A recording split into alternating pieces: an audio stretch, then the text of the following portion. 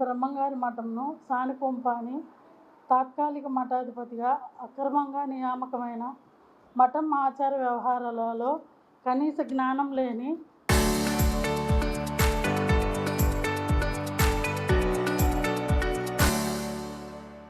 అశ్లీల అర్ధనగ్న నటీమణులు, Facebook పేజీలు మరియు అశ్లీల వీడియోలు, డేటింగ్ పేజీలు ఫాలో అయ్యే వెంకటాద్రి స్వామి లాంటి వారు అవ్వడం, చక్కని సంస్కారంతో వేదాంతం చదివిన పూర్వ మఠాధిపతిచే తదుపరి మఠాధిపతిగా నియామకం కాబడిన గోవిందస్వామిని అత్యంత అమానవీయంగా మెంటల్ నా కొడుక, నీకు చదువు రాదురా, నీ మీద పోలీస్ కేసు పెట్టి నీ జీవితం లేకుండా చేస్తానని భారీ స్థాయిలో యుక్తాయుక్త విచక్షణ మరచి బెదిరింపులు గురి చేయడంతో స్థానిక పోలీస్ స్టేషన్లో చట్ట ప్రకారం తగు చర్యలు తీసుకోమని వెంకటాద్రి స్వామి మీద కేసు పెట్టడం జరిగింది. ఈ అమానవీయ సంఘటన మీద కేసు పెట్టగా ఇప్పటికీ ఎఫ్ఐఆర్ రాయలేదు. ఇలాంటి నీచపు వ్యవహారాలన్నీ మేనేజర్గా డిస్మిస్ అయిన పిపిఎన్ ప్రసాద్ ప్రోద్బలంతో వెంకటాద్రి స్వామి వారు చేస్తున్నారు. ఈ తాత్కాలిక మఠాధిపతిగా వెంకటాద్రి స్వామి నియామకమైన తర్వాత మఠంలో బ్రహ్మంగారి వారసుల మీద, ముఖ్యంగా స్త్రీల మీద మరియు పిల్లల మీద తీవ్రమైన అరాచకాలు జరుగుతున్నాయి. వీటన్నిటికీ సూత్రధారుడు మేనేజర్గా డిస్మిస్ అయిన పిపిఎన్ ప్రసాద్. మఠంకు ఏ సంబంధం లేని పిపిఎన్ ప్రసాద్ మఠం ఖాళీ చేసి నేను మా పుట్టింటికి వెళ్ళిపోవాలని సోషల్ మీడియా వేదికగా చేసుకొని వీడియోలతో తీవ్రమైన బెదిరింపులు చేశాడు. గతంలో కూడా నీకు పిల్లలున్నారు జాగ్రత్త అత్త అని, యాక్సిడెంట్లు అవుతాయి, చచ్చిపోతారని బెదిరింపులు చాలా చేసున్నారు. ఆడియోల్లో భక్తులు శిష్యులు కూడా విన్నారు. హిందూ మతంలో భర్త చనిపోయిన స్త్రీ పుట్టింటికి వెళ్ళాలని పిపిఎన్ ప్రసాద్ చెప్పే ఆచారం హిందూ మత సంస్థల్లో ఎక్కడా లేదు. అలానే సతీ సహగమనం చేయాలనే ఆచారం కూడా మతంలోనూ లేదు. పవిత్ర శ్రీరామనవమి రోజున మఠంకు ఏ సంబంధం లేని పిపిఎన్ ప్రసాద్, ఆయన మనుషులు మరియు తాత్కాలిక మఠాధిపతి వెంకటాద్రి స్వామి దత్తాత్రేయులు నేను ఉంటున్న ఒక రూమ్లో తాళాలు బద్దలు కొట్టి నా సామాన్లు ఎక్కడికో తరలించారు. నేను పడుకునే రూమ్లో పాములు కూడా చనిపోయేంత అత్యంత విషపూరితమైన మందులు కొట్టి నన్ను ఇబ్బంది పెట్టాలనే భావంతో నేను నా పిల్లలతో ఆ రోజు నుంచి పంచలో పడుకుంటున్నాను. దీని మీద స్థానిక పోలీస్ స్టేషన్లో కూడా కేసు పెట్టాను. వెంకటాద్రి స్వామి వారు పేరు తప్పించి మిగతా వారి మీద కేసు పెట్టారు. అతని పేరు ఎందుకు తప్పించారో కూడా కారణం తెలియదు. ఏప్రిల్ మొదటి వారంలో నేను పడుకునే రూమ్ ఫ్లోరింగ్ కూడా బలవంతంగా తవ్వివేయడంతో అప్పటి నుంచి ఇప్పటి వరకు నేను వరండాలో పడుకుంటున్నాను. మఠం హిందూ మతంలో సంస్కార కేంద్రంగా ఉండాలి కానీ ఇలా అమానవీయ అరాచక రాక్షస పనులకు వేదిక కారాదు. ఇలాంటి నీచ ప్రవర్తన వెంకటాద్రి స్వామిలో చిన్నప్పుడే గమనించిన వారి సొంత తల్లిదండ్రులు వారికి వివాహం కూడా చేయలేదు. పూర్వ మఠాధిపతి గారు వీరికి హిందూ మతంలోనూ వేదాంత శాస్త్రంలోనూ కనీసం ప్రాథమిక జ్ఞానం లేక మఠం ఆచార వ్యవహారాల్లో లేరని, మఠాధిపతిగా అతనికి ఏమాత్రం అర్హత లేదని, మంచి సంస్కారంతో పెరుగుతూ నా వద్ద శిక్షణ పొందుతున్న గోవిందస్వామి మఠాధిపతిగా నియామకం చేశానని మఠం లాయర్ ద్వారా వీలునామా రాశారు. మఠంలో వెంకటాద్రి స్వామిని తాత్కాలిక మఠాధిపతిగా ధార్మిక పరిషత్ మఠం యొక్క పాలన సజావుగా జరగటానికి మాత్రమే నియామకం చేసింది. కానీ ఫ్యాక్షన్ రాజకీయాల వలె మఠం సానికొంపని మఠంలోని స్త్రీలపై అసభ్య ప్రచారాలు చేయడానికి, పిల్లల మీద తప్పుడు కేసులు పెట్టి జీవితాలు లేకుండా చేస్తానని బెదిరింపులు చేయడానికి కాదని, ఇలాంటి అమానవీయ రాక్షస ప్రవర్తన చేస్తున్న వెంకటాద్రి స్వామి మరియు పిపిఎన్ ప్రసాద్ దత్తాత్రేయుల మీద చట్ట ప్రకారం చర్యలు తీసుకోవాలని గౌరవ ఎమ్మెల్యే గారికి, దేవాదాయ మంత్రి గారికి, ముఖ్యమంత్రి గారికి, ఉప ముఖ్యమంత్రి గారికి, మంత్రి శ్రీ లోకేష్ గారికి సవినీయంగా విన్నవిస్తున్నాను. లేదండి, చేయలేదు. అట్లే ఉంచారు. అంటే మా మీద కక్షతో. కోర్టులో ఉన్నాయండి. సమస్యలు ఇంకా ఏమి తెగలేదు, ఇంకా కోర్టులోనే జరుగుతుంది. అంటే మామూలుగా చెప్పడం అయితే మాట ఏమి ఇవ్వలేదు మేము. చెప్పామండి. ఇప్పుడు కోర్టులో ఉన్నాయి కదా, ఇంకా జరుగుతూనే ఉన్నాయి కదా ఇవి. చెప్పినప్పుడు అంటే కోర్టులో ఉన్నాయి కదండి ఇంకా ఇవి. ఇంకా ఏది సరిగా ఆయనకి ఇప్పుడు ఇచ్చింది తాత్కాలికంగా ఇచ్చారు.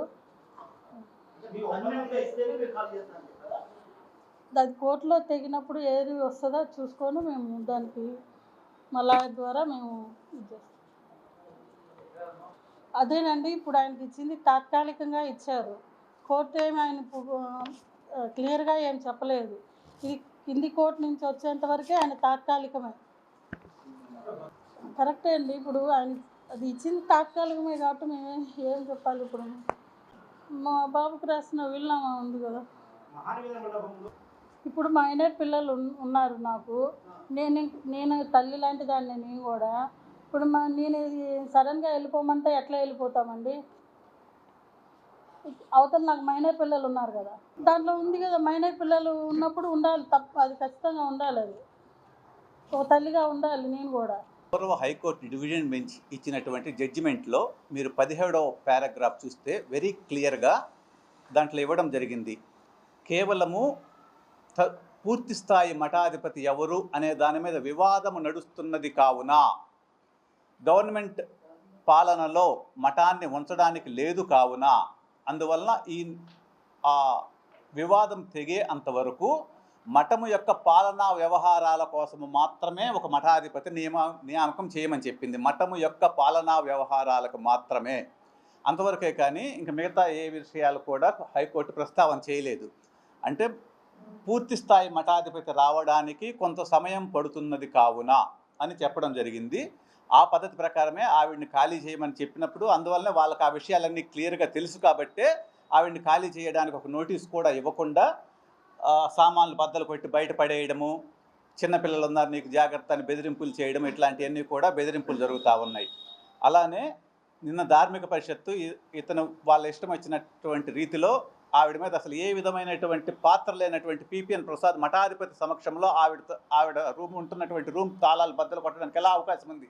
ఈవెన్ రెంట్కు ఉండే వాళ్ళను కూడా మనం ఇంట్లో నుంచి ఖాళీ చేయించాలంటే ఖచ్చితంగా రిజిస్టర్ పోస్ట్లో వాళ్ళకు నోటీస్ పంపించాలి.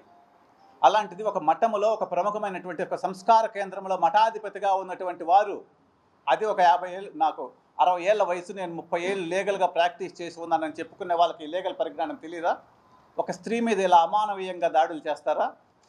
ఒక స్త్రీని బెదిరించడమే కాకుండా ఒక మఠాధిపతిగా ఉండి ఒక మఠాన్ని స్థానికొంప అనడం ఏమాత్రం సమంజసం? అది చిన్నపిల్లల్ని బెదిరించడం, మీ మీదకి దొంగ కేసులు పెట్టి మిమ్మల్ని ఇరికిస్తాము, మీకు జీవితాలు లేకుండా చేస్తాము, ఇవా మాట్లాడవలసింది?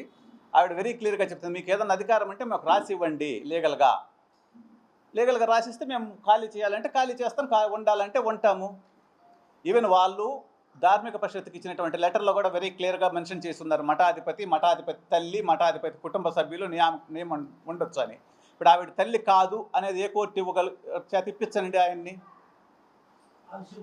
వెరీ క్లియర్గా వెంకటాద్రి స్వామి ధార్మిక పరిషత్తుకు రాసినటువంటి లెటర్లో వెరీ క్లియర్గా మఠాధిపతి తల్లి అంటే ఒక భార్య చనిపోయిన స్త్రీ బయటికి వెళ్ళిపోవాలి. హిందూ సంస్కృతిలో ఏ హిందూ ధర్మశాస్త్రం చెప్తుంది, ఏ న్యాయశాస్త్రం చెప్తుంది? భర్త చనిపోయిన తర్వాత భార్య వెళ్ళి సతీ సహగమనం చేయాలి, లేకపోతే వెళ్ళి వాళ్ళ పుట్టింటికి వెళ్ళాలి. వాళ్ళు సోషల్ మీడియాలో భారీ స్థాయిలో ప్రచారం చేస్తున్నారు. వాళ్ళ పుట్టింటికి వెళ్ళి అక్కడ ఇల్లు కట్టించాడట, ఆ ఇంట్లో ఉండి ఆవిడకి అక్కడ పుట్టిల్లు ఉందట, ఆ పుట్టింట్లో ఉండి అక్కడ ఆవిడ బతకాలంట, అక్కడ ఆవిడ ధర్మ ప్రచారాలు చేసుకోవాలంట. ఇలా సోషల్ మీడియాలో అనేక మంది చేత డబ్బులు ఇచ్చి పోస్టులు పెట్టిస్తూ ఉన్నారు ఒక స్త్రీ మీద. ఇంత దారుణంగా జరుగుతుంది. ఈవెన్ నిన్న ఈ ధార్మిక పరిషత్తు వెరీ క్లియర్గా ఈ పిపిఎన్ ప్రసాద్ అనే ఇతను చేస్తున్నటువంటి కార్యక్రమాలన్నీ కూడా మఠం యొక్క పరువు ప్రతిష్టలకి తీవ్రమైనటువంటి భంగం కలిగిస్తూ ఉన్నాయి, అందుకని ఇతన్ని ఎలాంటి పరిస్థితుల్లో కూడా మఠంలో మేనేజర్గా పనికిరాడు అని దాన్ని రద్దు చేయడం జరిగింది ధార్మిక పరిషత్తు. సో దాన్ని మళ్ళీ వాళ్ళు కోర్టులో ఛాలెంజ్ చేశారు, అది వేరే విషయము. సో అంత క్లియర్గా ధార్మిక పరిషత్తు వెరీ క్లియర్గా మఠం యొక్క పరువు ప్రతిష్టలకు భంగం కలిగిస్తున్న పిపిఎన్ ప్రసాద్ గురించి పాయింట్అవుట్ చేసిందే కానీ ఇంక వేరే ఎవరిని కూడా పాయింట్అవుట్ చేయలేదు. ఇక్కడ మఠం యొక్క పరువు ప్రతిష్టలకు భంగం కలిగిస్తున్నారని ఈ వెంకటాద్రి స్వామి తీవ్రమైనటువంటి అసభ్యకరమైనటువంటి అశ్లీల వీడియోలు చూస్తూ ఉంటాడు. ఇది కూడా మేము ధార్మిక పరిషత్తుకి అనేకమైనటువంటి భక్తులు కూడా, శిష్యులు కూడా ఇలాంటివన్నీ కూడా తెలుసుకొని ధార్మిక పరిషత్కి రిపోర్ట్ చేయడం జరిగింది, ఇతన్ని డిస్క్వాలిఫై చేయండి అని. ఇతను చూసేటటువంటి వీడియోలు ఎల్లి మేడే అని ఉంటుంది, ఒక లండన్ ఫ్రోన్ స్టార్ ఆవిడ, స్త్రీల యొక్క లోదుస్తులకి ప్రమోట్ చేసేటటువంటి ప్రోన్ స్టార్, అలాంటి ప్రోన్ స్టార్ని ఫాలో అవుతూ ఉంటాడు. అలానే తెలుగింటి అమ్మాయి, ఈ తెలుగింటి అమ్మాయి అనేది ఒక డేటింగ్ సైటు.